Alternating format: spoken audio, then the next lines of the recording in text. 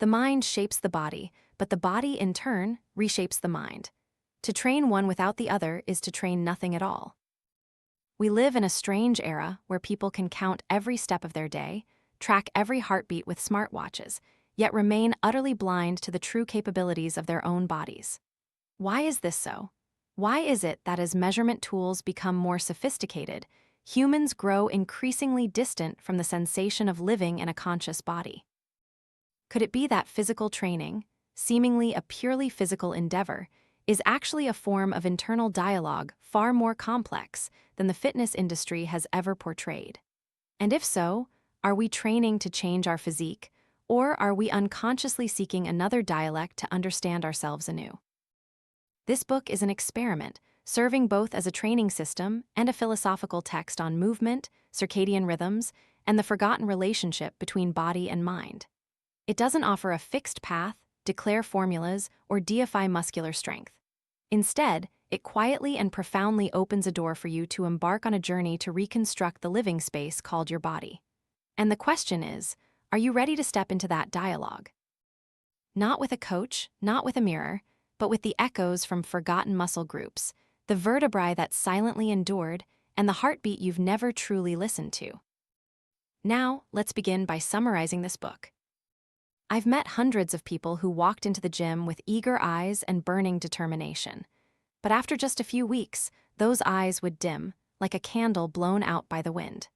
Not because they were lazy, nor because they were weak, but because they hadn't truly owned their journey of change. The issue isn't whether you work out or not, but whether you truly claim ownership of that journey.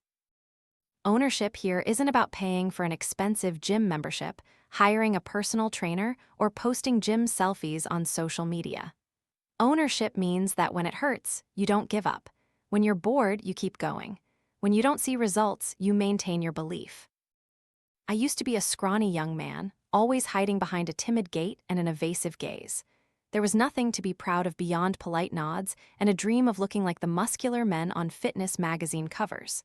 But that dream didn't come true on its own. It started with a decision. I would take responsibility for my body. On my first day at the gym, I didn't know how to warm up. I looked around and imitated an elderly man lifting very heavy weights. I tried it too and dislocated my shoulder. That pain reminded me that you can't own the journey if you don't know what you're doing. Fitness isn't a competition to see who can lift more. It's a journey of every centimeter of your body responding to you. It's a silent dialogue between you and yourself in the mirror every single day. This ownership cannot be borrowed from anyone. You can have the best coach, the best program, the most modern equipment. But if every time you feel tired, you look around to assign blame, then you are living off someone else's will. However, if every time you stumble, you ask yourself where you went wrong, then you are on the right path, not because you are perfect, but because you are honest. Honesty is the first foundation. Many people come to me and say, I want a beautiful physique. Yet they eat pizza at midnight and cite stress as an excuse. No one judges you for eating pizza, but if you're not honest with yourself, you can't change. You can't build a castle on a foundation of lies and expect it to be solid. So I always ask my students one question before they start any workout. Are you truly ready to own this journey? Not with words, but with actions. Will you wake up early when it's cold and rainy? Will you focus when no one is watching? Are you willing to step out of your comfort zone when everything is against you? We live in an age where anyone can pretend. Social media turns everything into a performance. Six-pack abs can be the result of a photo editor. A healthy meal might just be a staged shot. But your body doesn't know how to pretend. It only responds to what you truly do. Muscles don't listen to promises. They listen to signals from nerves, from effort, from repetition. Imagine you are an entrepreneur and your body is the only company you own. Do you take care of it? Do you invest in it? Or do you just let it run on inertia until it collapses? Ownership is mindfulness. Mindfulness in every meal, every sleep, every workout, every moment you see yourself in the mirror and don't shy away from the truth. A 45-year-old man with a potbelly and diabetes transformed in just 8 months. He didn't start with a complex workout regimen. He started with a simple decision: wake up 30 minutes earlier each morning and walk around his neighborhood. From there, he began to read about nutrition, learn how to cook, and learn how to breathe correctly. He didn't wait for anyone to inspire him. He was his own source of inspiration. Owning your fitness journey isn't about grand gestures. It's about very small things, repeated daily. Like choosing the stairs instead of the elevator, drinking water instead of soda, going to bed on time instead of watching one more episode. You persevere not because someone is cheering you on, but because you know this body is yours, no one else's. I know there will be times when you feel discouraged. You'll train hard without seeing results. You'll wonder if it's worth it. Am I wasting my time? The answer is, if you truly own this journey, no moment is wasted, because every drop of sweat is a commitment. Every failure is a lesson. Every ache is a mark on your evolutionary map. And then one day, you will look back and realize you are no longer the same person. Not only have your muscles changed, but so has the way you view life. You walk with more confidence, you eat more consciously. You know when to rest and when to push forward. You no longer chase goals, but live in every step of the journey. That's when you have truly owned your body. But ownership isn't just a personal matter. It's also how you interact with the world. I've had students who, every time they shared their journey on social media, instead of receiving support, were met with ridicule. They'll quit after a few days, or just another trend. Yet, instead of reacting, they smiled because they knew they were genuinely doing the work. Truth has its own weight, and only those in it understand how it evolves. Little by little, muscle layer by muscle layer, heartbeat by heartbeat. True ownership is also a relationship with pain. Fitness is not an easy path. It's a winding map where you must accept that you will hurt, you will be tired, and there will be days when you look in the mirror and see no difference from yesterday. But it's in that moment, if you still continue, that you are teaching your body something no lesson can teach: consistency. One time, I met a man named Mark. He used to be an athlete, but after a car accident, he lost most of his motor function. Doctors said he couldn't fully recover, but Mark didn't care about that. He only asked, "What can I do?" Then, every day, he learned to curl each finger, then move his wrist slightly. And when he finally did one push-up, he cried like a child. For him, ownership was no longer about having six-pack abs or running 10 kilometers, but about reclaiming every bit of sovereignty over the body that fate had tried to take away. You see, everyone's journey to body ownership is unique. Some start because of a broken heart, some because a doctor warned them, some simply don't want to be out of breath climbing stairs anymore. The reason isn't as important as how you sustain it, and sustenance doesn't come from motivation. Motivation is something that flares brightly and then fades. Ownership is a small, smoldering flame that never goes out if you fan it with action. There's a paradox, yet it's true. The more you own your body, the more humble you become because you understand its fragility. You understand there are mornings when you can't lift weights because of a sleepless night. You understand that muscles need time, like a relationship needs trust. You understand that fitness isn't about physique, but about awareness. And awareness has no shortcuts. If I had to summarize this first chapter, I would say this: don't start your fitness journey by asking, "How do I get abs like that?"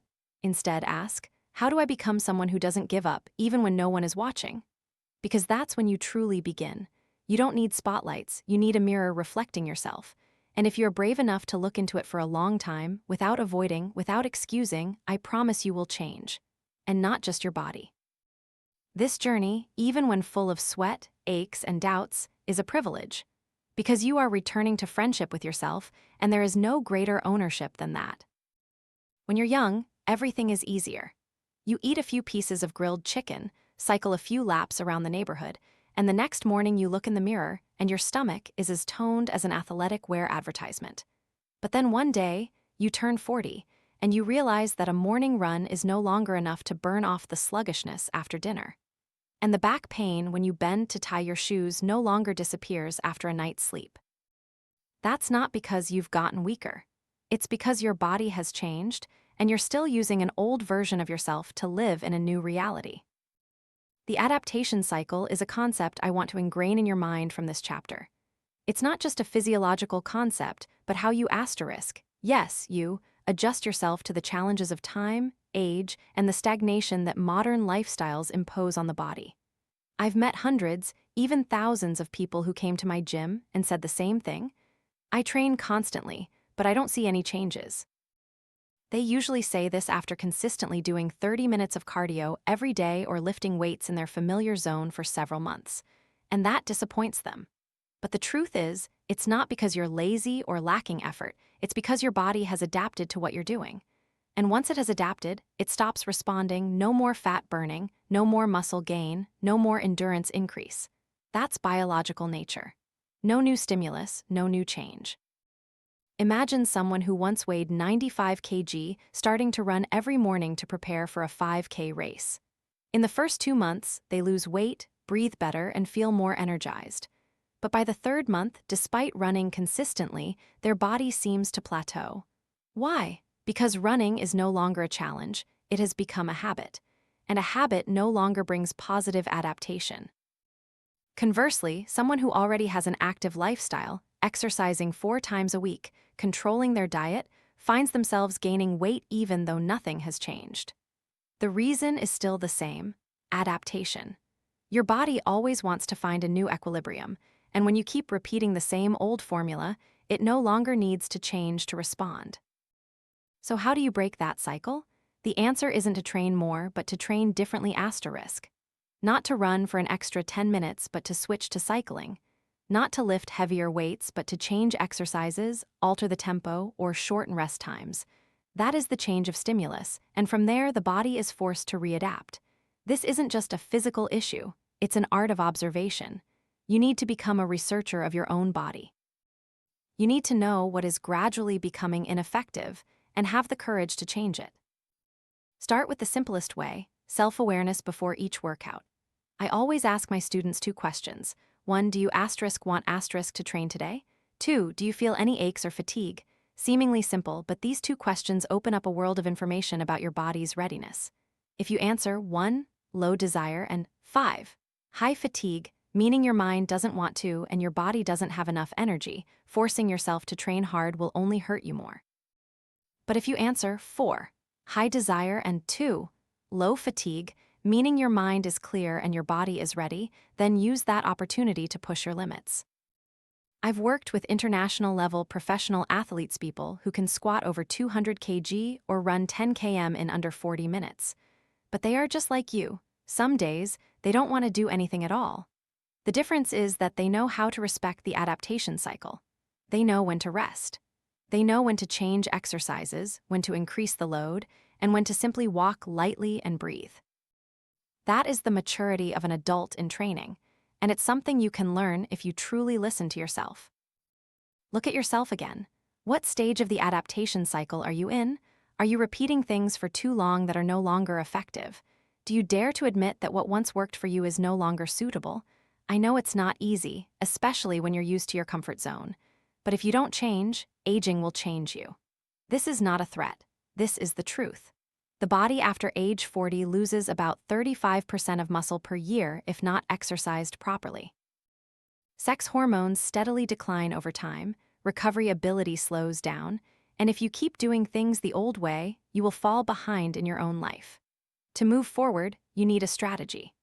I will show you how to build that strategy not with fixed formulas, but by understanding yourself, understanding biological responses, and learning to use the adaptation cycle as a tool for sustainable development. Imagine your body as an intelligent system waiting for commands, but only responding when you know how to give precise signals. If you keep repeating a behavior, that signal becomes white noise, causing the body to learn to ignore it. It's like living next to a constantly ticking clock. After a while, you no longer hear the sound. The body is the same. It stops reacting to old stimuli. This is why I never let my students fall into a routine of training according to a schedule. We are not robots. We are living beings, and adaptation is what drives evolution. But only when you dare to actively intervene in that cycle can you turn it into a tool instead of letting it become an obstacle. Let's revisit the 4 stages of the adaptation cycle that I've distilled from thousands of hours of practical coaching. Stage 1, stimulus. You introduce a new challenge to the body. Lift heavier weights, run faster, shorten rest times, change exercises completely. Stage 2, breakdown. Your body is unfamiliar and reacts with fatigue, even a feeling of loss of control. This is where most people give up because they think their body is fighting against them. It's not. It's learning from scratch, like a child learning to walk will fall a few times. Stage 3, recovery. If you know how to rest, eat properly, and deload appropriately, your body will begin to rebuild, but this time, stronger than before. Stage 4, adaptation. This is where all your efforts pay off. You feel stronger, lighter, more agile. But it's also here, if you continue to maintain the same level of training, that you will return to square one because the body no longer needs to change. That loop keeps spinning, and the amazing thing is that you can control it.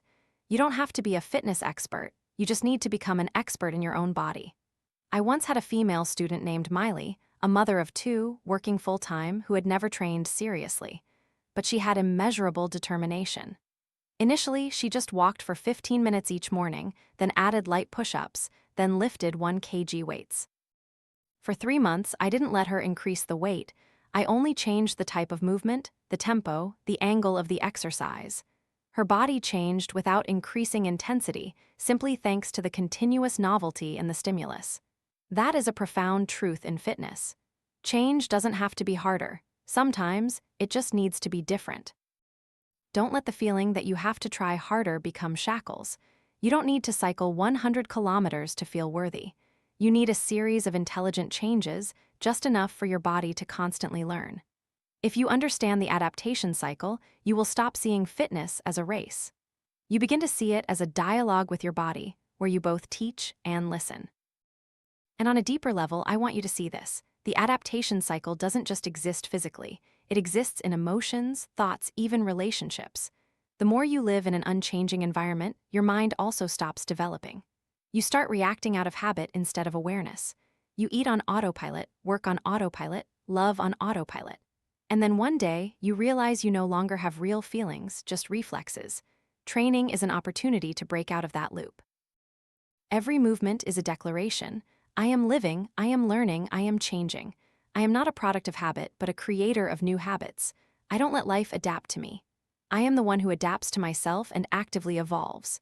And perhaps the biggest thing the adaptation cycle taught me wasn't how to have a beautiful body, but how to live flexibly, sustainably, and full of exploration. My body is the mirror reflecting my spirit. If I no longer see anything changing, it's not because I've reached the peak, but because I'm stopping challenging myself.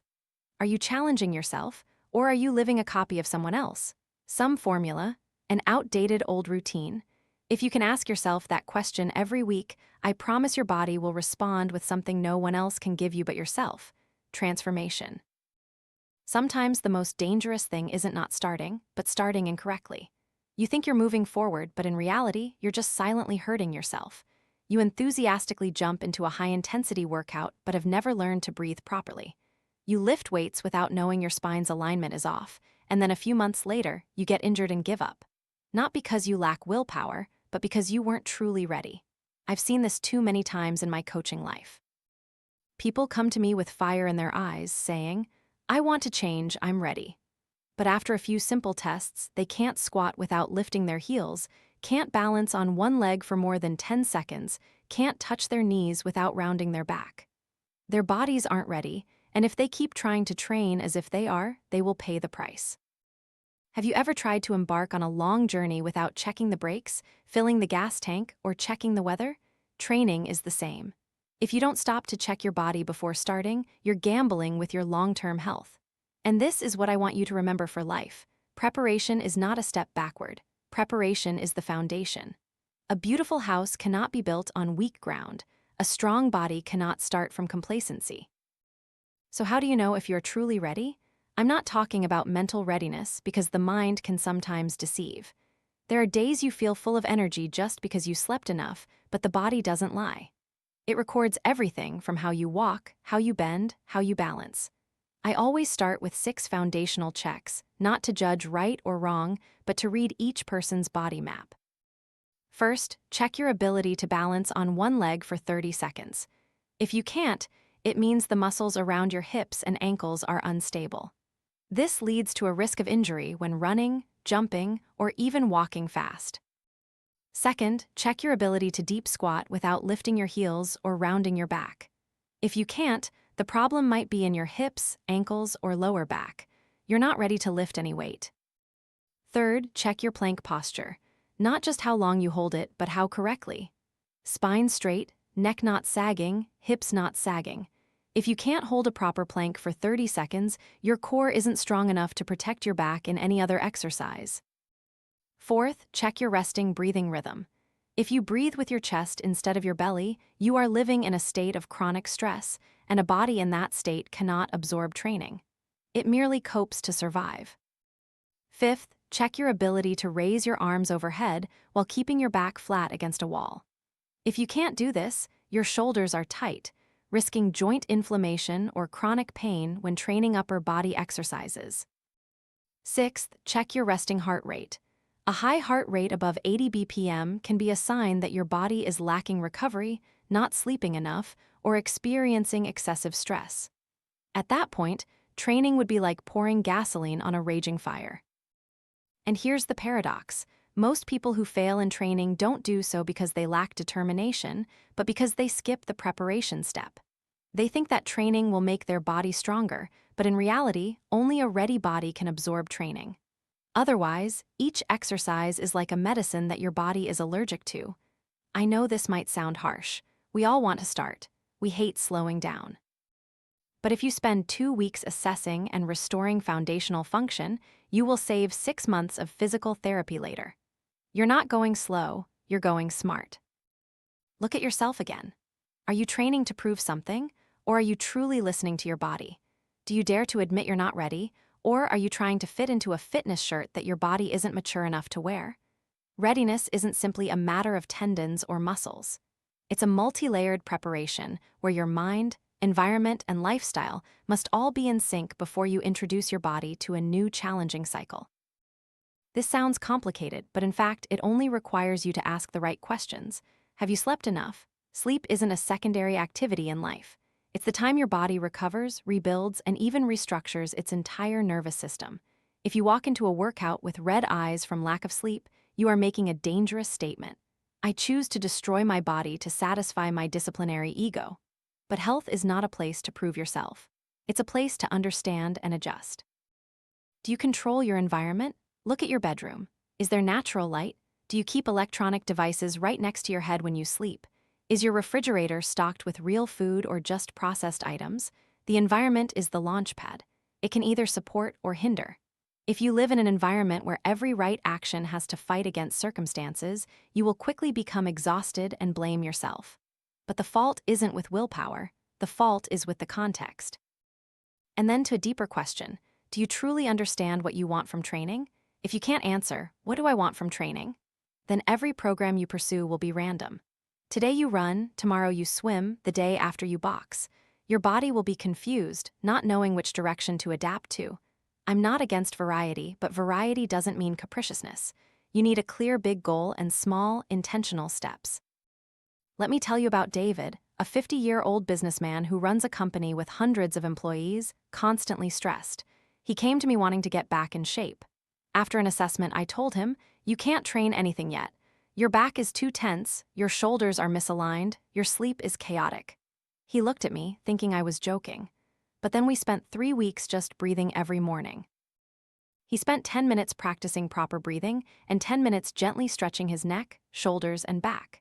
After 3 weeks, for the first time in 5 years, he slept 7 hours straight without waking up. Only then did I give him his first physical exercise. I'm not telling this to boast. I'm telling it so you can see that sometimes what you need isn't to train harder, but to remove the invisible stones blocking the flow of energy within you. Start by reevaluating yourself, not to judge, but to clarify. Every time you slow down to ask yourself, is my body ready today? You're becoming a smart trainer, and smart is more important than strong. I want you to try this every morning before training. Sit down for 5 minutes, no phone, no music, just you and your breath. Place one hand on your chest, one hand on your belly. Which part are you breathing with? Chest expanding or belly rising? Is your heart rate fast? Are your shoulders tense? Just 5 minutes of observation, and you'll know 80% whether you should push your limits or recover that day. This isn't magic. This is understanding. And understanding is the most sustainable foundation for a long-term fitness journey. The greatest thing isn't how many kilograms you can squat or how many kilometers you can run, but your ability to feel yourself every muscle, every breath, every state. You no longer train according to trends. You train as a way of life. You no longer ask, what should I train today? But what does my body need today? If you were to ask me what one type of exercise I would choose to maintain health throughout life, what would it be? The answer is always strength training. Not because I love weights more than other disciplines, but because I believe strength is what helps people retain their dignity when the body begins to betray itself. You might like yoga, running, swimming, or Zumba. All are great. But at a certain age, when you have to get up from a chair and your knees creak, or when you carry grocery bags and your arms tremble from fatigue, you will understand that strength isn't something to show off. It's something to live by. Strength training doesn't mean you have to become a bodybuilder, lifting hundreds of kilograms or having arms as big as pipes. No, strength training simply means developing the body's most basic ability, to resist gravity. Can you stand up from a seated position without using your hands? Can you carry a small child without your back aching? Can you stand for long periods, walk far distances without your legs feeling utterly exhausted? If not, your body is gradually losing its core ability to exist. Strength isn't just in the muscles. It's a synthesis of nerves, tendons, bones, and willpower. A correctly executed lift can activate hundreds of neural connections, sending signals from the brain down to deep muscle groups. And that's what makes your body become alert, no longer a shell dragged through the day, but an active system that knows how to react, how to balance, how to recover. I once coached a woman in her 60s named Martha. She came to me with the mindset of, let's see if anything can improve. At first, she couldn't sit down without holding onto something. We started with simple exercises, sitting down on a chair and standing up. 3 sets, 5 repetitions each, no weights, no equipment, just body weight. 3 months later, she could carry a 10 kg bag of rice and said through tears, for the first time, I feel like I'm still in control of my life. That's what strength training provides. Not muscles for the mirror, but quiet power that grants you autonomy. Autonomy in walking, standing, sitting, lying down. Autonomy when old age knocks at the door. Autonomy when everything outside is no longer as predictable as before. But strength training needs to be understood correctly. It's not about just going to the gym, picking a machine, and pushing with all your might. True strength begins with understanding your body's movement patterns. You need to know what the foundational movements are: hinge, squat, push, pull, what your weaknesses are, back knees, what your imbalances are, left shoulder weaker than right, front leg stronger than back leg, and above all, you must learn to use weight not to prove yourself, but to reconnect with your body. There are body weight exercises that are harder than lifting weights. Try holding a perfect plank for a minute, or doing 10 consecutive perfect push-ups. You'll see you don't need additional iron and steel. You already have a whole gym called yourself. Everyone has a different strength threshold. You don't need to compare. Your strength is what you can use, not what others see. If you can lift 5 kg with perfect control, that's better than someone lifting 50 kg with a rounded back. If you can climb stairs without getting out of breath, that's strength. If you can push a bike up a hill without slipping, that's strength. If you can carry your sleeping child without waking them, that's strength. Don't let online videos make you think that strength is a performance. Strength is a quiet skill, a commitment to yourself that, I will not let this body become frail without doing anything. I will not accept decline as inevitable. I will fight not against anyone, but against the silent degeneration happening every day. In strength training, there is one truth that never changes. No one can build a sturdy house if they ignore the foundation. You might have ambition, discipline, and time, but if you don't have the foundation of correct movement, you're building a castle on sand. That foundation comes from the fundamental movements I call the 5 pillars of strength. First is the hinge ***, the hip folding movement, like when you bend over to pick something up off the floor. This is a vital movement for your lower back. If you bend your back instead of hinging at your hips, you're sending direct pressure to your lumbar spine. The simplest exercise to relearn the hinge is the hip hinge with a stick.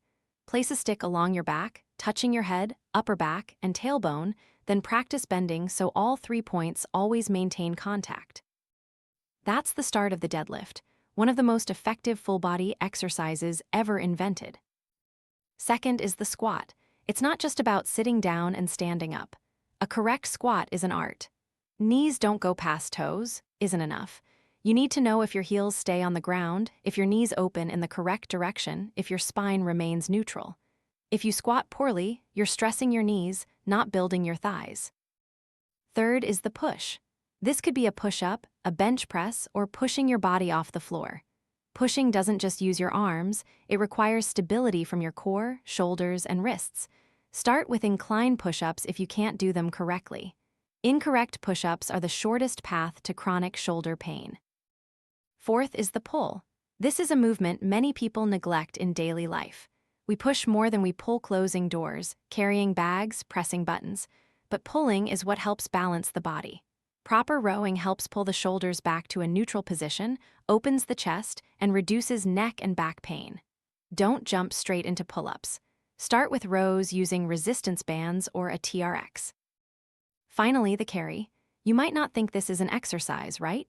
But try holding two 10 kg dumbbells and walking 20 meters with a straight back, relaxed shoulders, and balanced hips. You'll feel your entire body activate. The farmer's walk, though it sounds simple, is truly a golden exercise for the core, grip strength, and overall stability. Once you've built these 5 pillars, you can start to create, combine, vary, change the tempo, play with angles, add balance elements. But don't skip the foundation. I've seen people who can deadlift 100 kg but can't stand on one leg for more than 5 seconds. Strength without control is just an injury waiting to happen. And most importantly, learn to listen to your body. Today you might push 20 kg weights with no problem, but if you slept poorly last night or ate erratically, you should lighten the load. That's not a step backward, it's wisdom. Fitness doesn't reward stubbornness, it only rewards consistency. I always tell my students, strength training isn't about tomorrow, it's an investment for 10 years from now. You can skip cardio for a few days, you can miss a meal, but don't lose the ability to control movement. Because when you lose it, it means you start losing ownership of your body. Imagine yourself at 70. You want to pick up your grandchild, lift your luggage, walk in the park, climb a few stairs without getting out of breath. These seemingly normal things will be impossible if you lose your strength starting today. But if you maintain the 5 fundamental pillars, you will not only live longer but also live healthier, freer, and more autonomously. Strength is not a destination, it's a lifestyle. Every time you deadlift, you're reminding your body, I'm still here, still fighting. Every time you squat, you're telling your joints, I haven't given up. And every drop of sweat you shed isn't to become better than others, but to keep yourself steady in an increasingly fragile world. And that's why I love strength. Every journey needs a map, but even before the map, you need to know where you are standing. For me, a fitness assessment isn't an exam to see if you meet a standard. It's an honest dialogue between you and your body, between past and present, between your aspirational self and your biological reality. Many people avoid fitness assessments. They say, I don't need to know, I just need to train. But that's a dangerous illusion. If you don't know your starting point, every workout plan is just guesswork. It's like turning on Google Maps but not telling it your current location. How can it guide you? I once assessed a 38-year-old office worker, tall and well-built, who had been consistently going to the gym for 3 years. When he took the test of standing on one leg with eyes closed for 10 seconds to maintain balance, he could only last 3 seconds. We continued with the deep squat test without lifting his heels off the floor. He couldn't do it. The plank test, holding for 1 minute with a neutral back, he failed at 40 seconds, neck sagging, belly drooping.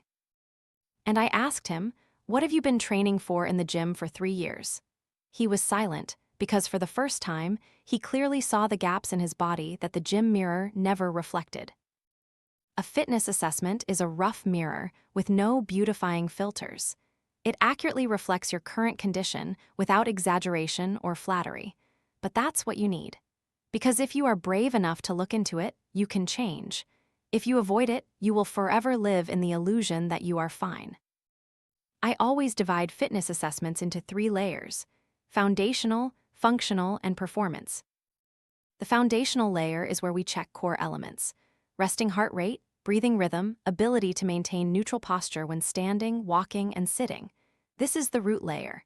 If there's an issue here, you need to address it before dreaming of high-intensity training. Some people have a resting heart rate above 90, breathe with their chest, have a rounded back, and a forward head posture. That's not the posture of a body ready for movement, but a body accumulating stress like a ticking time bomb. The asterisk functional layer is where you test natural movements: squatting, lunging, bending, twisting. I'm not looking for perfection. I'm looking for harmonious coordination. A healthy body is a body that knows how to coordinate. If you bend over to pick something up and your knees touch the ground first, that's a sign that your nerves and muscles are in disagreement.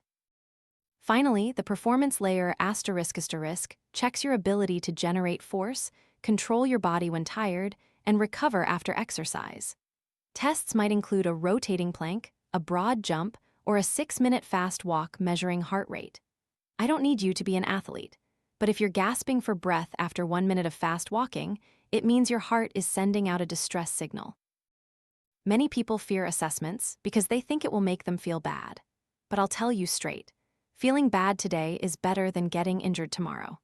You'd rather know your legs are weak so you can focus on recovery than follow a high-intensity workout and dislocate your knee just by trying too hard. You'd rather know your shoulders lack flexibility than one day press weights overhead and then not be able to bend your arms again. An assessment is an opportunity. It's when you allow yourself to be honest, without defense, without performance. It's like a first date with yourself. You don't need to be perfect, you just need to show up fully. I once guided a group of students through a fitness assessment on a Sunday morning. It was their very first session, even before they started any official training. They were excited, but when I gave them the test of squatting for 60 seconds nonstop, many laughed. Easy! But after only 25 seconds, they started shaking their heads, grimacing, and giving up. No one thought such a basic exercise would expose such a severe deficit in their body control ability. The best tests aren't spectacular. They are simple, clear, and impossible to cheat, like how you walk, how you sit down, how long you can balance with your eyes closed. Your body already holds the answers. You just need to ask the right questions. And here are some simple tests you can do at home. No equipment, no coach, just honesty. Asterisk 1. One leg stand, eyes closed. How long can you balance? Stand on one leg, close your eyes, extend your arms sideways, and count the time. If it's under 10 seconds, your vestibular system needs improvement. This is the foundation for all flexible and safe movement. Asterisk 2. Breathing pattern test. Lie on your back, place one hand on your chest, one on your belly, close your eyes, and breathe normally. Which hand moves up and down more? If it's the chest hand, you're using accessory muscles to breathe, a sign of stress and chronic fatigue. Relearn diaphragmatic breathing. Asterisk 3. Sit to stand from the floor without using hands. This is a famous test in Brazil for measuring biological age. Each time you have to use your hands or knees to assist, you lose 1 point on a scale of 10. If you score below 8, your risk of mortality in the next 6 years is twice as high. Sounds scary, but this is a wake-up call to act now. Asterisk 4. Resting heart rate. Immediately upon waking in the morning, place your hand on your wrist or neck. Count your pulse for 60 seconds. If it's above 80 BPM, it means you need to reevaluate your sleep, nutrition, and stress levels. Your heart is the most honest storyteller of your lifestyle. Asterisk 5. Floor bridge test. Lie on your back, bend one knee, and lift your hips off the floor. Hold for 10 seconds on each side. If you shake, lose balance, or can't maintain the correct posture, your gluteal and hamstring muscles are weak. This is directly related to back pain, knee issues, and sports injuries. After you have the results, don't panic and don't be complacent if you score high. This isn't a test, it's a map. A map is useless if you store it in a drawer, but if you use it, you'll go in the right direction. Write down your weaknesses, not to blame yourself, but to redesign your journey. If you know you breathe incorrectly, practice 5 minutes of belly breathing every morning. If you have poor balance, practice standing on one leg every evening while brushing your teeth. If your heart rate is high, go to bed 30 minutes earlier. Small actions, repeated long enough, create significant breakthroughs. I don't want you to fear the assessment. I want you to love it. Like a gardener checks the soil before planting, like a chef tastes the broth before adding seasoning. Assessment is the action of someone responsible for their body and their life. Remember, you don't need to be perfect. You just need to be ready to improve. If today you shake when standing on one leg, then tomorrow practice for 10 seconds, next week 20 seconds, next month 30 seconds. You don't need to be great to start, but you need to start to be great. And finally, never hand over this journey to anyone else. I or any coach am just a guide. You are the one who takes each step. Assessment isn't for permission to train. Assessment is how you declare, I choose to train intelligently, not blindly, not following trends. Assess, adjust, then move forward. Every morning you look in the mirror, you might see tangled hair, abs lurking somewhere beneath, eyes still bearing traces of a restless sleep. You ask yourself, am I healthy? But then you put on your clothes, grab your bag, and leave the house, letting that question dissolve into the traffic. We live without a system that truly measures health simply, understandably, and reliably. Hospitals wait until there's a problem to check. Health apps are flooded with fragmented data steps, calories, sleep, but none of it gives us a complete picture. We have credit scores, SAT scores, IELTS scores, but no health score. That's why I created the Fit Score. The Fit Score isn't a number to show off. It's not for you to compare yourself to anyone. It's a different mirror, sharper, more realistic, and it doesn't care how long you've been training. It cares about where you are now. The Fit Score doesn't measure muscles. It measures your ability to live, your ability to recover after climbing stairs, your ability to balance when jumping over a puddle, your ability to maintain your breath when chasing a small child. It measures you not in the gym, but in life. I divide the Fit Score into 5 pillars, each scored on a scale of 20. Asterisk 1. Overall strength. Asterisk, can you lift, push, pull your body weight? Can you squat 10 times nonstop with good technique? Can you hold a plank for 60 seconds? Asterisk 2. Cardiovascular health. Asterisk, can you walk fast for 6 minutes without fatigue? Do you recover quickly after a short workout? Is your resting heart rate in a healthy range? Asterisk 3. Movement. Asterisk, can you rotate your shoulders without pain? Do you bend over without rounding your back? Can your hips open easily? Asterisk 4. Body control. Asterisk, can you stand on one leg for 30 seconds without wobbling? Can you jump and switch legs without losing rhythm? Do you move smoothly or jerkily? Asterisk 5. Recovery. Asterisk, do you sleep deeply? Does your body recover quickly after a workout? Do you wake up refreshed or dragged out of bed like you've been run over? For each section, I have specific, simple tests you can do at home. And when you add them up, you'll get a number from 0 to 100. It tells the truth. If you're below 40, it means your body is signaling for help. You don't need to train hard, you need to rest, recover, and rebuild your foundation. From 41 to 60, you're in an acceptable range. Your body is functional but not resilient.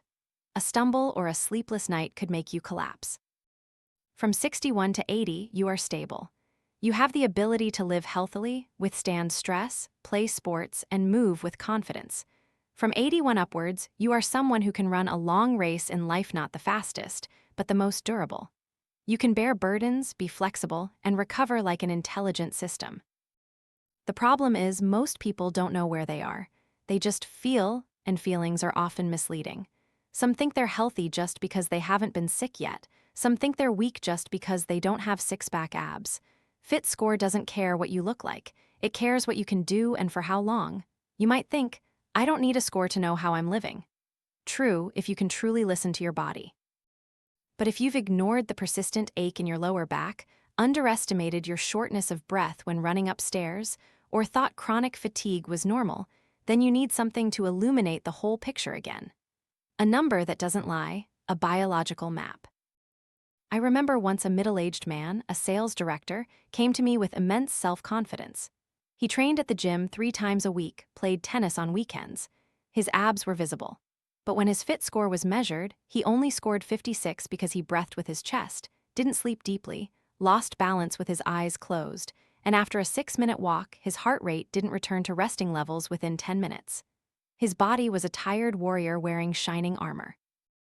I also measured a woman in her 50s, an accountant who had never stepped into a gym and didn't have an athletic appearance, but she scored 77. Because she walked every morning, slept consistently, ate regularly, could do 20 correct squats continuously, and her breathing was slow and deep like someone practicing meditation. Her body didn't have flashy muscles, but it was a durable hybrid car, running smoothly and cleanly. Fit Score helps you discard the prejudice that health must be visible. It brings you back to the core ability to survive in real life. Climbing stairs, carrying grandchildren, traveling without getting out of breath, living independently. You can test each item yourself at home. Here are some specific tests and how to score them. Strength asterisk. Plank correct technique. How long can you hold it? 60 seconds equals 20 points. 45-59 seconds equals 15 points. 30-44 seconds equals 10 points. Under 30 seconds equals 5 points. Deep squat, correct technique. How many consecutive repetitions without resting or losing form? 20 reps equals 20 points. 15-19 reps equals 15 points. 10-14 reps equals 10 points. Under 10 reps equals 5 points. Cardiovascular asterisk. Asterisk 6-minute fast walk. Asterisk how far can you walk? 700 m plus equals 20 points. 600-699 m equals 15 points. 500-599 m equals 10 points. Under 500 m equals 5 points. Resting heart rate measured upon waking. Under 65 bpm equals 20 points. 65-75 bpm equals 15 points. 76-85 bpm equals 10 points. Over 85 bpm equals 5 points. Movement asterisk. Bend over and touch toes, keeping knees straight. Touch toes equals 20 points. Close to touching equals 15 points. Above ankles equals 10 points. Above knees equals 5 points. Overhead shoulder rotation, standing against a wall, no back arch. Touch wall equals 20 points. Close to touching equals 15 points. One handspan away equals 10 points. Cannot raise equals 5 points. Balance asterisk. One leg stand eyes open, then eyes closed. 30 seconds eyes closed equals 20 points. 15-29 seconds equals 15 points. 5-14 seconds equals 10 points. Under 5 seconds equals 5 points. Recovery asterisk. Time for heart rate to return to resting state after exercise, asterisk. Under 1 minute equals 20 points. 1-2 minutes equals 15 points. 2-3 minutes equals 10 points. Over 3 minutes equals 5 points. Add them up and look at that number like an adult looks at a bank statement, not to praise or blame yourself, but to make decisions. And this is the most important thing. Fit Score is not for you to achieve 100 points, but for you to improve little by little. Today you might be 55, next month 62, 3 months later 70. Each point is a step closer to a quality life. A life that doesn't need to be eternally young, but lives fully through each stage. You cannot manage what you do not measure, and you cannot improve what you do not manage. Fit Score is a tool not for pressure, but for freedom. Freedom because you know where you are and you can choose your next steps proactively. Take out a notebook, do each test, record your scores. This isn't a one-time thing. It's a habit you do every 3 months so that each season you see yourself changing not by luck, but because you measured, you knew, and you acted. Just train hard enough and the body will change. And that was my thinking before. I rushed into the gym with the mindset of a warrior. Sweat poured like rain, heart pounded like war drums. I lifted, pushed, pulled, jumped, then went home and ate whatever was available. A white bread sandwich, a bowl of instant noodles, and iced milk coffee. I slept late, woke up tired, skipped a few breakfasts. And then, after weeks of consistent training, my body was barely any different. That's when I understood. Training is just one thin slice of the pie called health. The rest is lifestyle, nutrition, the silent factors that determine whether today's workout will be effective or just a sweaty, endless play. If you're training hard but not seeing changes, don't rush to blame the exercises. Look at how you live after leaving the gym. Lifestyle is the sum of things so small you often overlook them. Your bedtime, the light you're exposed to, your sitting time, the noise around you, the time you spend outdoors. You think they are external factors, but in reality, they are the biological environment that nourishes or harms your body every day. I once measured the sleep of a student who trained very regularly and ate healthy, but couldn't lose belly fat. It turned out he slept only 5 hours each night, frequently woke up in the middle of the night, and used his phone before bed. His stress hormones were always high, insulin was also high, and when insulin is high, the body doesn't burn fat. It's that simple. It wasn't the workout, but hormones interfered with by lifestyle. Start with sleep. You cannot be healthy if you don't sleep enough. Deep sleep is when growth hormone is secreted, helping you recover, regenerate tissue, and cleanse your nervous system. Chronic sleep deprivation doesn't just exhaust you, it ages you every night, and no amount of exercise can compensate for it. Next is light. We live in boxes, offices, cars, living rooms with artificial light. But the body is designed to regulate its circadian rhythm with natural light. 10 minutes of morning sun exposure doesn't just help synthesize vitamin D, it also helps you sleep more deeply that night. Light, seemingly invisible, is a powerful catalyst for health. Then comes stillness. Did you know that prolonged noise increases heart rate, blood pressure, and makes you eat more? Living in a noisy city keeps your brain in a low-level alert state. Cortisol silently leaks out. Your body thinks you're living in a dangerous zone, and when you live in a dangerous zone, you cannot recover. We haven't said anything about eating yet, because I want you to understand that if your lifestyle isn't right, no matter how well you eat, the effectiveness will be very limited. And now to nutrition. Nutrition isn't about calories and macros, it's about choices and repetition.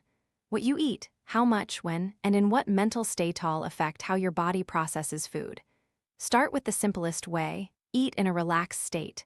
If you eat while scrolling on your phone, while in a meeting, or while anxious, your digestive system won't function optimally. Your body doesn't know food is coming because your brain is in a fight-or-flight state, resulting in slow digestion, poor absorption, and prolonged hunger. I ask my students to eat in silence for the first 5 minutes, no devices, no talking, just presence with the meal. That alone changes how they perceive and react to food. Choose simple foods. If you don't recognize the ingredients in a dish, don't eat it. If the ingredient list has more than 10 lines in the nutrition facts, be suspicious. The body is designed to process food, not chemicals. Prioritize protein, not just for muscle gain, but to control insulin and maintain fullness. Each meal should have a source of clean protein: eggs, fish, chicken breast, beans, or quinoa. Don't let meals be a pile of white carbs and fried oil. And most importantly, don't follow any diet unless you can maintain it for 10 years. Keto, low-carb, intermittent fasting all have their place, but none are magic. If you feel tired, irritable, or constantly hungry, even if you lose weight, you are destroying your nervous system. I once asked a student, "How long have you been on a diet?" He replied, 3 years. I paused for a few seconds and then asked, "Have you ever felt like you were truly eating normally during those 3 years?" He looked down. No, always guilt, always a loop between dieting and overeating. And I understand, what we need isn't discipline, but a healthy relationship with food. Nutrition shouldn't be something that makes you feel guilty. It should be something that helps you recover, think clearly, and feel satisfied. I always advise students to build eating habits like building a mature relationship. No jealousy, no control, no extremism, just understanding, self-respect, and empathy. You don't need to completely cut out sugar, carbohydrates, or fats. You need to understand why you are eating, in what circumstances, and whether you are willing to take responsibility for how you feel after eating. Take a simple example: a slice of pizza. If you eat it late at night, after a stressful day, in an irritable and exhausted state, it becomes a sedative. Your body doesn't digest it well, your brain doesn't truly taste it, and afterward you'll feel empty. But if you eat it on a weekend with friends, enjoy, and knowing you only need a few slices, then that same pizza becomes part of a balanced life. Food isn't wrong. Our approach to it determines its true nutritional value. And nutrition isn't an isolated matter. It's connected to every aspect of lifestyle. If you sleep poorly, you'll crave sugar. If you're inactive, you'll be less hungry but still snack. If you're stressed, you'll choose comfort food over necessary food. Therefore, design your lifestyle to serve nutrition rather than forcing nutrition to obey your will. Here's a strategy I often apply for busy students. *1. Keep a list of 5 safe foods that you like and are always easy to prepare: boiled eggs, plain yogurt, overnight oats, pan-seared chicken breast, lentil stew. *2. Whenever you're lazy, tired, or uninspired, refer back to that list. This is nutritional automation. Asterisk 3. Transform main meals into pillars for your mood. If you have 3 meals a day, make at least one of them a meditative moment. No devices, no rush, no burdens. Eat like an artist enjoying their work. Asterisk 4. Drink water correctly. Asterisk don't wait until you're thirsty to drink. Drink a small glass every 90 minutes. Dehydration doesn't just cause fatigue, it also creates false hunger, reduces cognitive performance, and hinders muscle recovery. Asterisk 5. Build an evening protective wall. After 8 p.m., no snacking, no overly stimulating TV, no phone scrolling. Instead, warm water, soft light, and read something that makes you want to sleep. That's how you care for your sleep without medication. Asterisk 6. Practice 24 hours of no self-blame. Whenever you deviate from your diet, commit to not blaming yourself for at least 24 hours. Because self-blame doesn't help you burn calories. It only pushes you into a cycle of negative emotions, and no healthy body is born from guilt. You see, lifestyle and nutrition are not separate from fitness. They are its foundation.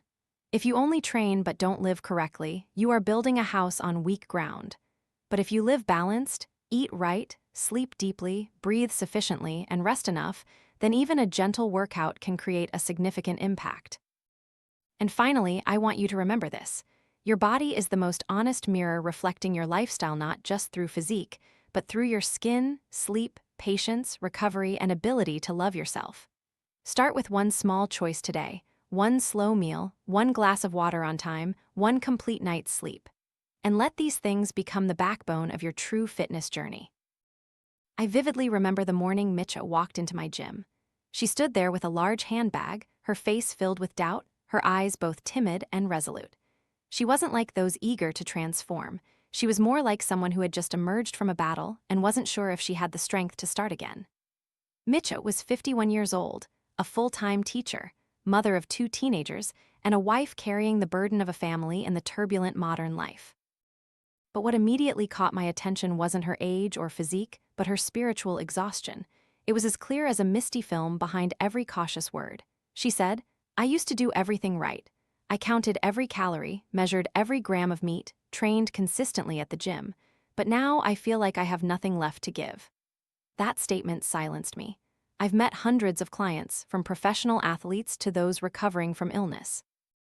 But perhaps Mitcho was one of the few who made me stop and ask myself, have we relied too much on the system and forgotten the human being within it? This is the starting point for the most important chapter in the NewFit journey, building a fitness plan based not only on muscles and fat, but on life rhythms, personality, emotions, and individual mental limits. I start with a simple principle. No one should train exactly like anyone else. We can start at the same point, do the same fitness assessment, but how our bodies, minds, and life rhythms respond to stimuli are completely different. Some need gentle encouragement, some need a sense of victory every day, some just need to feel like they're not falling behind, and all of these are valid. I call this the discovery phase asterisk asterisk. It lasts from the first 14 to 21 days of any training program. Don't rush to think about physique. Don't worry too much about the weight lifted or the number of jump rope skips. This is a time for you to feel what you connect with, to learn how to confront intensity, to observe your recovery rhythm, and to gauge the pace of evolution that best suits your body. Some of the most profound changes I've seen in clients happened in these first 3 weeks, not in measurements, but in mindset. Mitcho took a week to reconnect with the desire to move. I didn't force her to do any specific exercises. In the first week, we just walked for 10 minutes each morning. She told me about her years as a mother, about being a high school volleyball player, and about the feeling of failure when she lost 50 pounds but then lost control again. I just listened. Then we began to create a training model for her not to regain her figure, but to help Mitcho reclaim herself from within. The first exercise wasn't a squat or a push-up, but learning to identify moments of stress during the day, journaling her body's sensations in the morning, and choosing a positive alternative behavior instead of stress-induced snacking. With Triss, another client, this model was completely different. Triss was the type of person driven by external motivation. He walked into the gym and said, "I want to lose 10 pounds. I smiled. I'd heard that hundreds of times, and it was always the same. I knew that motivation wouldn't last. I told Triss, to make lasting changes, you have to love the process itself. It's not I'm here to lose weight, but I want to find the hidden limits within myself and reach them. You have to feel stronger, not just lighter. We designed Chris's program around challenges. Each week was a new game. One week was to improve his mile run time. Another week was to do 100 sit-ups. Another week was to complete 5 yoga poses consecutively. Each time we set a goal, we didn't celebrate with pizza, but with a question: what excited you most this past week? And then he started to change the way he spoke. From I came because my belly is too fat to I like the feeling of being aware of my body. That's when I knew true change had begun. I believe that every effective fitness plan needs to start with one single principle: personalized truth ***. Imagine you're holding your fit score results. A score of 57, for instance. An average score, not bad but not great. If you take that score to a regular gym, you might receive a generic workout plan: 3 cardio sessions, 2 full body sessions, 1 rest day. And you train diligently, consistently. But after 3 months, you find yourself still the same, just more tired. Why?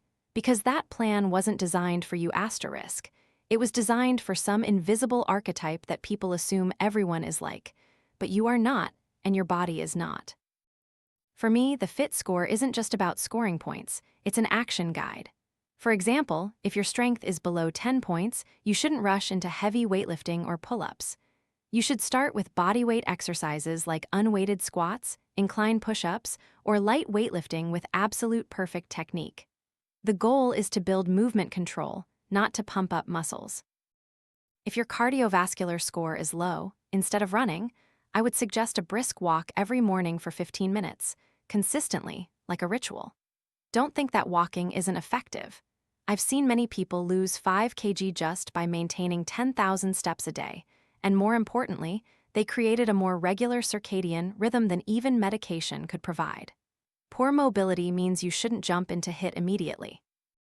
You need a phase of joint defrosting, active stretching, relearning how to bend, twist, and lunge. This is an advanced basic layer that 90% of exercisers often skip, leading to injury. If you have poor balance or coordination, I recommend exercises related to proprioception.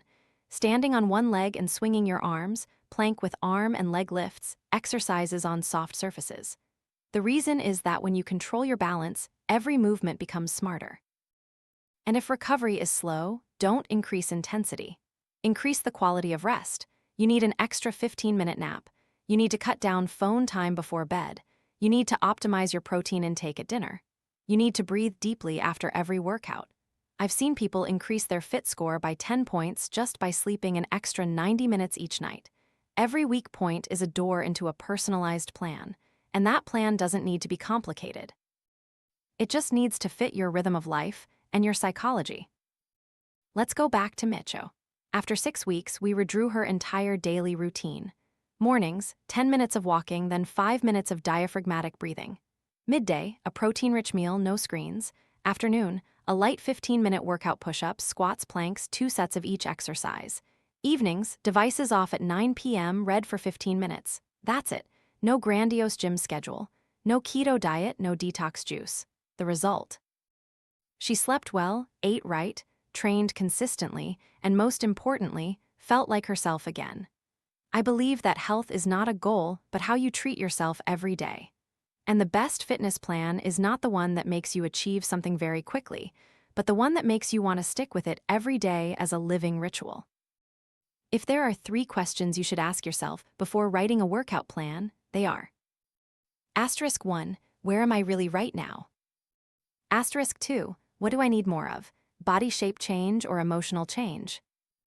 *3, what am I willing to do consistently for the next 90 days without feeling forced? Answer these 3 questions, and you have the first blueprint for true transformational journey. I once designed a workout plan for a professional athlete. His every session lasted 3 hours with an intensity higher than any normal person could endure. But you know what? I also once created a workout session that was only 7 minutes long for a mother of 3 working full-time, sleeping little, and always feeling behind in life. The commonality of these 2 sessions: Both were effective because designing a workout isn't about its length or difficulty, but about its ability to serve the actual needs of that person at that current moment. We often think of a workout as a random sequence of movements, a few minutes of warm-up, some weight exercises, then stretching. But in reality, every workout should be a purposeful journey with structure and soul. I often divide a workout into 5 layers, like building a piece of music: introduction, rising action, climax, falling action, and resolution. Asterisk 1. Activation. Asterisk, this is the opening act, not a general warm-up, but how you awaken dormant muscle groups. If you sit all day, your glutes sleep. If you type continuously, your forearms get numb. If you sleep poorly, your nervous system is hazy. Activation is how you tell your body, wake up, we're about to do something important. I often use simple exercises like glute bridges, shoulder taps, high knees, or 1 to 2 minutes of slow breathing. This is your time to return to yourself before starting the challenge. Asterisk 2. Foundational movement. Asterisk, now is the time to take your body through core movement: squat, hinge, lunge, push, pull, but at a light level. The purpose is to review technique, like an artist rehearsing before a performance. You don't step onto the stage without tuning your instrument. If today you're squatting, do 2 sets of unweighted squats with a slow tempo. If today you're pushing, warm up with light bench presses. This is the layer where you relearn the language of your body to ensure the workout happens through communication, not coercion. Asterisk 3. Main pillar. Asterisk, this is the climax where you genuinely build strength, endurance, speed, or flexibility, depending on your goal. This isn't a place to die, but a place to evolve. You can do 3-5 sets of main exercises: deadlifts, squats, rows, push-ups, or combined exercises like thrusters or burpees. But the principle is quality over quantity. I'd rather you do 3 sets with correct technique than 5 sets with poor form, erratic breathing, and a mind disconnected from your body. Here, you can use circuit training, continuous exercises, interval training, work rest cycles, or traditional sets and reps. The important thing isn't which school of thought you follow, but knowing which format suits your body today. Asterisk 4. Reconnection. Asterisk, this is the part many people skip, but it's where you build stability and prevent injury. It's like the gentle chorus in a song, not prominent, but keeping the overall piece from going off-key. I often use exercises like side planks, bird dogs, single leg balance, or resistance band work. This is where you mend weaknesses. If you've squatted heavily, use this section to work on hip control. If you've pushed strongly, recover your shoulders. If you've just run, reconnect your hamstrings. This is your time to clean up after the party so you can train again tomorrow. Asterisk 5. Recovery. Asterisk, no good piece of music lacks a quiet passage. Ending your workout in silence, breathing slowly, and gentle stretching is how you tell your nervous system, everything is fine now. Let's rest. Lie on your back, close your eyes, place your hands on your belly, and breathe for 5 minutes, or simply sit, drink water, feel your heart rate slow down, your body warm up, and your mind clear. That's not a meaningless part. That's when you absorb the full benefits of the workout. Because no 2 people are alike in lifestyle, habits, fitness level, or even daily mood. And a truly effective workout must be one that listens. Today you might be full of energy. Tomorrow you might have slept poorly and eaten erratically. This week you might be working intensely. Next week you might have more time. So, the workout also needs to expand and contract with the rhythm of your life. I often categorize exercisers into 3 basic archetypes to design suitable workout versions. Type 1, the restarting individual. They used to train, used to have a strong body, but for some reason they've had a break. They carry an old, often very idealistic image of themselves, but their current body isn't the same. The key for this group is to help them reestablish a relationship with reality. Don't give them exercises that are too easy, they'll find it boring. Don't give them exercises that are too hard, they'll get discouraged seeing themselves regress. Focus on their sensations, using moderate exercises, but asking them to describe the feeling of each movement. For example, when you squat down, what do your knees feel? Do your heels still touch the ground? Through this, they relearn how to inhabit their new body. Type 2, the quick results seeker. This group often asks, how long until I lose 5 kg? Or, what exercise builds muscle fast? They are easily excited but also easily give up. For them, what's needed isn't efficiency, but a system that creates a sense of short-term progress. I design workouts in the format of one part they can definitely do, one part that challenges them moderately, and one part that's a bit harder. This combination always gives them a feeling of, I won today. From there, their journey is extended, and if they go long enough, they will understand that big results never come quickly. Type 3, the steadfast and quietly persistent. They don't demand much, don't compare, don't give up easily. They need a consistent workout that has a rhythm, little fluctuation, but isn't boring. Here, I use a 4-week cycle model, each week slightly increasing intensity or changing a small element tempo, angle, number of sets. It feels like you're climbing a gentle slope, not steep, not slippery, but clearly moving upward. For this group, quality isn't in the exercises, but in designing to maintain their intrinsic motivation. Not much praise needed, no need for continuous exercise changes, just logic, reason, and progress. And then, beyond these 3 groups, there is a unique version combining all 3 states at different times. Listen to yourself every morning before training. Ask yourself, today, do I need energy or gentleness? Am I stressed or stable? Do I want to challenge myself or recover? With just these 3 questions, you can adjust your entire workout. Because designing a workout isn't about what you do, but about clearly knowing why you are doing it today. Remember, your body doesn't remember how long you trained. It only responds to the quality of connection you create each time you move. If today you only train for 10 minutes but are fully present, that's a better workout than an hour of unconscious repetition. And finally, don't try to design the perfect workout. Design a workout that can be sustained, can adapt to life, and can make you want to return tomorrow. As a book reaches its final page, what remains are not the lines of text, but the silent orbits of thought that have been initiated within the reader. NewFit doesn't promise to change your life, because no book can do that. But if anything lingers after all the chapters, the workouts, the fragments of sleep, nutrition, and lifestyle we've just traversed, perhaps it's a simple reminder that this body is not to be controlled, but to be listened to. Thank you, you who are sitting somewhere in a bright morning room or on a late-night commute, for choosing to stay until this very line. Thank you for allowing a strange idea to enter the inner world of your body and for making the effort to walk alongside it, even if just for a short while. Listening to a book is like training. Only when you are truly present does it have an effect. If you feel this book has given you something to think about, a phrase, an example, or just a deep breath, I hope you will share it, not to spread something grand, but so that in an age fragmented by too much noise, we can together rediscover a synchronized movement between writer and reader, between storyteller and listener. You can leave a review of this book. No need for embellishment. Write what you think. Because honesty and feedback is the fitness exercise of language. It makes the exchange between people and knowledge dynamic, flexible, and weighty. And if you're ready for the next journey, tell me which book you'd like to explore next. What topic troubles you? Which author makes you feel both understood and challenged? Those suggestions will be the raw material for a new journey, where the fitness of mind, emotions, and self-understanding continues to be forged. There is no final exercise, and no chapter truly ends. The body is still living, consciousness is still operating, and if we're lucky, we still have days to start again. See you in the next book.